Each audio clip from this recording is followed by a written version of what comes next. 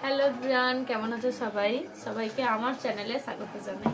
তো আজকে সন্ধ্যেবেলা বসে গেছে একটা সুন্দর রেসিপি, মানে যাই বলো সবার বাড়িতেই হয়। তো আজকে হচ্ছে এই যে আলুর কা পরোটা, আর সাথে আলুর পরোটা, আর এই যে সাথে আছে যে ডিম সিদ্ধ, ডিমের কারি হবে। ডিমের কারি ফারি হতো না, ডিমের ঝোল, রসা রসা মাখা মাখা। তবে একলা পারিনি, কারণ সারাদিন ধান করছি। তাই জন্য বোনকে লে আসেন একটু ভাজিয়ে দেবো। আর এই যে আমার খাবার লোক দাঁড়িয়েছে, কত পরোটাটা ভাজবো, ওরা খাবে। তো তোমাকে তো পরোটা করে খাওয়ানো যাবে নি, আমি তো পারবো নি। তার জন্য রেসিপিটা হচ্ছে একটু শেয়ার করে দিলাম। তেমন কিছু না, প্রায়শই আমার বাড়িতে হয় এটা,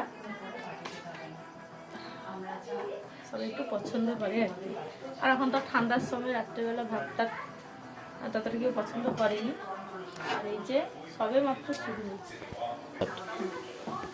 সবে এই যে শুরু করছি, সবে দুধটা ভাজা হয়েছে, লাল লাল ঝাল ঝাল ওটা। অনেক রাতও হয়েছে, তার জন্য একটু তাড়াতাড়ি করে দিই। তাড়াতাড়ি করার জন্য বোনকে ডেকে নিচ্ছি। আর এগুলো তো একটু তাড়াতাড়ি বেলাও যায়নি, না আস্তে আস্তে বেলতে হয়, নাহলে আলু ফালু সব একাকার হয়ে যাবে। তার জন্য আস্তে আস্তে। আর আমি ওটা সাদা হয়েছি, বুঝতে পারছো, আটা তো হয়েছে। আর এর রান্নাটা হচ্ছে আমি আমার মার কাছে শিখছি। তবে আমার থেকে আমার মা খুব ভালো বানায়। আমার মা যখন বানায় না, শুধু রুটিগুলোই খেলে, সাথে তরকারিগুলো লাগে।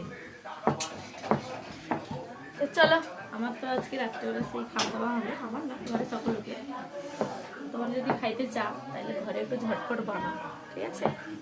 রেসিপিটা সকলকে জানো, আমি যদিও বড় পূজারি না। যাই হোক, চলো টাটা, গুড নাইট সবাইকে।